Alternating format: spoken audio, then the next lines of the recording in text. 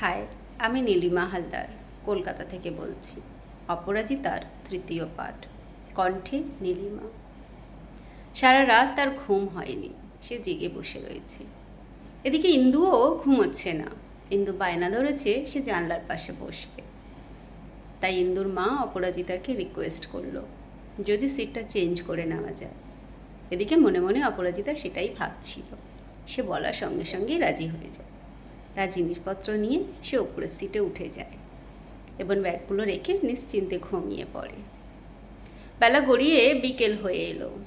অপরাজিতা উঠে একটু ফ্রেশ হয়ে এলো। এক কাপ চা আর একটা ডিম পাউরুটি কিনে খায়। তার কাছে খুব একটা পয়সা কড়ি ছিল না, তাই সে ওটুকুনি কিনে খেয়েছে। এদিকে ইন্দুর মায়ের সাথে গল্প করতে করতে জানলো ইন্দু অসুস্থ, তার হাটে একটা ফুটো আছে। আহারে, সে মনে মনে ভাবল, এমন একটি মিষ্টি মেয়ে, কেন যে ভগবান তাকে এত কষ্ট দিচ্ছে। এরপর রাত গড়িয়ে এলো। যে আত্মীয়দের সাথে যাচ্ছিল তারা এসে অপরাজিতাকে জানালো তারা আগের স্টেশনেই নেমে যাবে। তাকে তারা যথাসময় বাড়ির লোক এসে নিয়ে যাবে।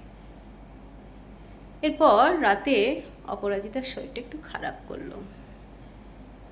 সে ওয়াশরুমে যেতে যেতেই তার জামাটা নষ্ট হয়ে যায়। বেচারি তড়িঘড়ি করে তার সাদা লাল ছাপা জামাটা চেঞ্জ করে সে সাদা একটা জামা পরে নেয়। অপরাজিতা সাদা রং তার খুব প্রিয়, তাই সে সাদা সালোয়ার কামিজটাই চুজ করে। এদিকে আগের স্টেশনে সবাই প্রায় নেমে যায়। ইন্দুর মা যাওয়ার সময় অপরাজিতাকে বলে যায় সাবধানে যেও। বেচারি স্টেশনে নেমে বসে রইল। এরপর কি হলো অপরাজিতার সঙ্গে জানতে হলে শেয়ার কমেন্ট করো আর অন্যদেরকেও শোনবার সুযোগ করে দাও। Thank you.